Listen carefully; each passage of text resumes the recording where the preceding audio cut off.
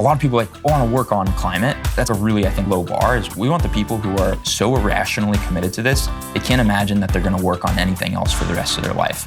So there's kind of like no option but forward. Trying to build a full team like that, they need to be out in the field. In Brazil, these fields are full of poisonous snakes. We have dengue outbreaks. It's not a pretty thing to actually get this work done.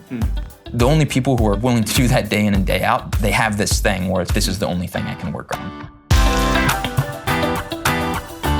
Hey everyone, I'm excited to sit down today with James Kanoff. He is the founder and CEO of Terradot, who's using weathering to help capture carbon. James studied carbon capture and environmental sciences at Stanford University. Before that, he founded a nonprofit called Farmlink, where they saved over 300 million pounds of food from being wasted. James, thanks for joining us today. Thanks for having me, Mike. Well, talk to us a little bit about the journey from kind of Farmlink to Terradot. When the pandemic had hit, if you sort of remember, millions of families were forced to flood a charitable food system that was never really designed for a crisis. And at the same time, farmers were being forced to throw away millions of pounds of food because of closures to schools, hotels, and restaurants in those contracts. I ended up teaming up with a group of friends just to start calling farms, finding the food, renting U-Haul trucks, picking it up and delivering it back to our local food bank. And pretty soon we were scaling up a large organization to rescue hundreds of millions of pounds of food. Through that, see the potential of agriculture. Not that many things in the real world operate at that big of a scale. And I became fascinated with what that could look like for carbon removal. I went back to Stanford. I started working with the Soil and Environmental Biogeochemistry Lab with Professor Fendorf, looking into carbon removal solutions that could slot into agriculture. And one of them was this thing called enhanced rock weathering. I felt like from the research we were doing at Stanford and sort of my experience with scaling things in agriculture, that there might be a solution here that we could look at scaling up.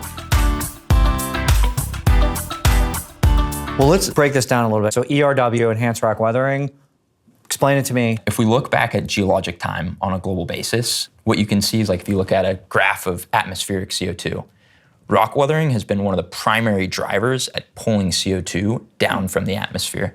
Basically just means when it rains on these silicate rocks, they weather, so they dissolve. It generates something called alkalinity, which pulls CO2 out of the atmosphere into the water. And that water flows down streams, rivers, into the oceans. You can see this natural effect when you look back at the CO2 levels. You see things like when the Himalayas, for instance, form and those silicate rocks are exposed to the atmosphere, we then see the exact drawdown of CO2 from the atmosphere that corresponds with those same times that those mountains formed. Huh. Okay. That's a fact I did not know until today. Rock weathering over a long geologic time will help draw CO2 down, but not on speeds that are relevant to humans. And so our question is, what if we could speed that natural process up? And that's what enhanced rock weathering is. It's taking that same rock weathering process and trying to speed it up. It turns out that the simplest one might actually be the most effective. And that's to take those same rocks that we already have and just crush them up to increase their reaction surface area, and then take them and spread them in areas that are high in CO2, like cropland, to increase that reaction rate. And all of a sudden, you can go from removing carbon over, say, geologic time to really human timescales, just a couple years. My reading of technological history is many things that end up scaling are deceptively simple. And so why cropland versus just, I build a factory where I spread this stuff out in trays, or I throw it on the desert? So this goes back to this component about agriculture. We didn't want to build anything new. What are the systems that are already operating at gigaton scale? You come to two things, mining and agriculture. You have these quarries that are surrounded by farmland, and you have all of the infrastructure to already do this, the crushers, spreaders, haulers, et cetera. We found is that if we could figure out the right parameters about exactly how should we crush this rock, to what grain size, how much should we apply on any given field based on the crop type, the soil type, the rainfall, all of those things, we could start to remove carbon pretty quickly and not have to build a bunch of new infrastructure. So one of the big challenges of this, you call it an open system approach, which just means you're doing it out in the real world, not in a confined environment that you can measure all the inputs and outputs. So the challenge is measuring what happened. How do you handle this? That's the real crux of the company, because it seems a little bit too good to be true. You're saying we have billions of tons of this rock, millions of hectares of farmland. We don't really have to build anything. What's the catch? And one of the catches is that it's really hard to ground truth measure how much carbon is being captured. And while you can have some models today that will predict what we think should be happening, we need more evidence. And so that's what our company has been working on, is developing approaches to ground truth measure actually how much carbon is captured And doing that today in a way that's honestly not that scalable. It's very expensive, very labor intensive, but it's building up data sets for us to empirically show that this works, be able to publish that to the world to get really momentum around this solution, and then using that data to calibrate and validate these things called reactive transport models, which are often used in like nuclear waste disposal, but they need a lot of data to really be accurate. Take this like another level of detail down for us. Assuming you're not putting a dome over the farm and measuring all the outputs, what's the level of doing something that doesn't scale right now? We're taking thousands of samples per field of soil core measurements. I think our last field we did it, we had almost 10 tons of soil that was taken. Little samples. Yeah. Cool. With, it really adds up. And then in addition to that, installing direct ways to look at treatment and a control, really showing like, hey, if you're saying you're capturing carbon, show me the carbon. So to do that, we're having to take a bunch of measurements. You'll see our team literally paddling down rivers with kayaks and sensors to actually take that today. And you might be going to say, how is that going to scale? And like, that won't, but it's the first step to getting this started. Scott, our chief scientist, and this is a lot of what his research had been. He'd been looking at rock weathering and really like how soils form for the last 30 years. And he'd been studying even how like arsenic releases from rock weathering and how that flows down soil profiles into the groundwater, rivers and streams.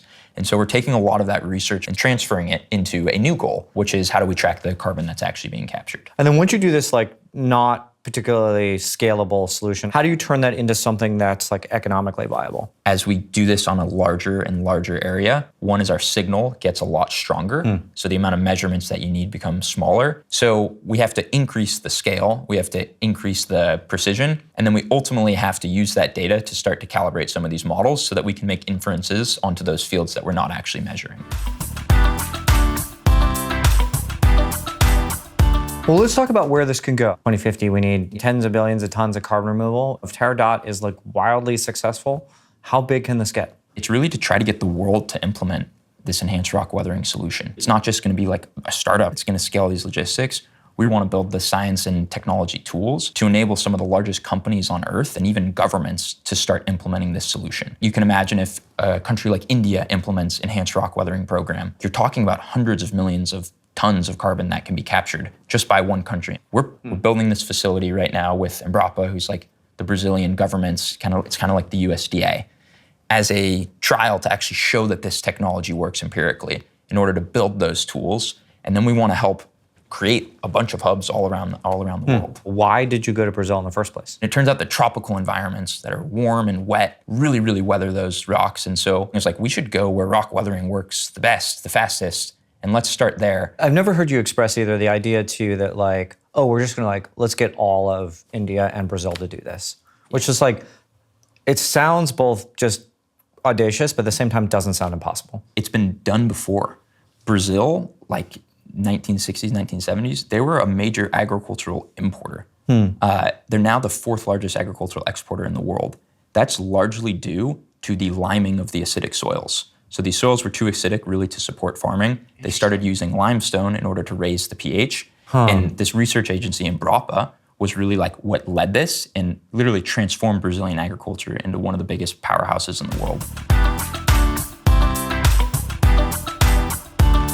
You have this like all-star team of scientists. Anyone who's really good in this field is somehow working with you on this. All the credit really for this goes to Scott Fendorf, again, who's our co-founder and chief scientist. How'd you convince Scott? I think he got like an out of office note. It was like, I'm out of office, I'm surfing or something. I love to surf. And so then I emailed him back several times and was like, let's talk surfing and soil. And at some point he went for it. How many times did you email him before this happened? A couple times. 2, 4, 10? Just like, we gotta frame how hard this is. I got to really start for almost a year and a half, I would say, working with him one-on-one each week.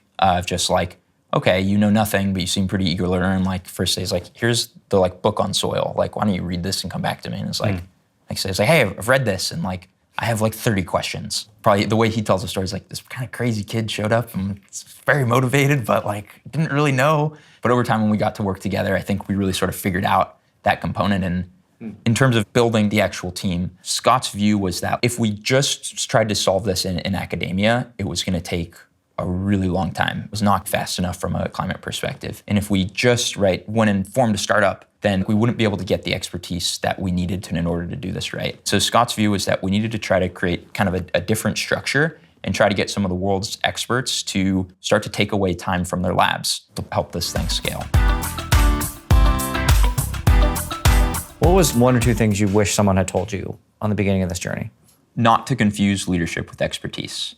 The systems that we're working in, like the literal complexity of them, you cannot yourself know every single component, Okay. but you need to be able to hire, right, build the team of experts that collectively can solve this. But I think it's something that, especially probably if you're like a younger founder, your job is to help guide people with where we're going, not Do it yourself. Yeah. Yeah. When I'm coaching our CEOs, I would often say, like, your job is to make sure it gets done, not do it yourself. I definitely remember when I was CTO at Meta, I was walking into rooms and people just expect I knew everything about everything, right? Like, you must be the smartest technical person in the room. It was Yeah. like, so I was just like, I would just declare bankruptcy and be like, yeah, no, I don't know what that word means. As you say, you're there not to outsmart all the people, but to say, like, hey, when we put all this work together, does it matter? Like, are our goals clear? Are we working on the right things?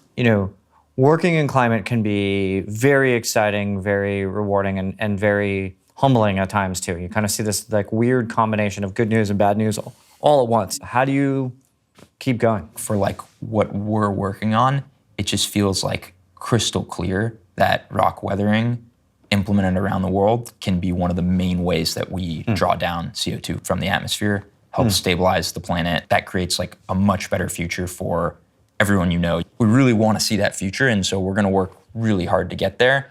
And there's going to be a bunch of downs and a bunch of ups, but like step by step, we're marching toward trying to pull that future into the present. Well, thanks so much for taking some time to chat with us today. Thanks so much, Mike. Appreciate it.